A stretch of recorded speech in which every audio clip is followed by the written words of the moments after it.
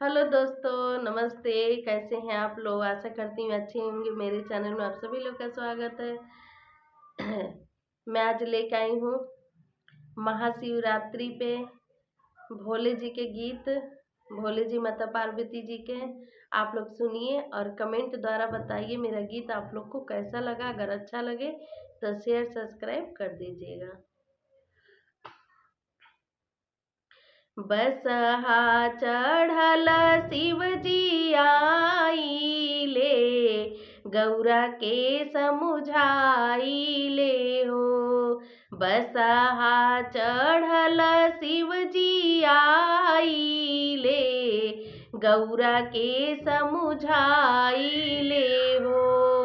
तुहरा पापा करेल सुमित्रा जग, तुहके नहीं भूलावेल हो। बसहा चढ़ल शिवजी आइले, गौरा के समुझाइले हो। तुहरा पापा करेल सुमित्रा जग, तोहे नहीं भूलावेल हो। बिना रे बुलौले गौरा जीनी जइहा हो, होइहा दरना तुहार। बिना रे बुलौले गौरा जीनी जइहा हो, होइहा दरना तुहार। इतना बचन गौरा सुनेली, सुनहु न पावेली हो। इतना बचन गौरा सुनेली, सुनहु न पावेली हो। हाथे में लिहली लुगरियात, नैहर चली गईली न हो। हाथे में लिहली लुगरिया हो, नैहर चली गईली हो। नाही चिन्हे माई से बहिनिया हो, नहीं चिन्हे भैया भाभी। नहीं चिन्हे माई से बहिनिया हो, नहीं चिन्हे भैया भाभी।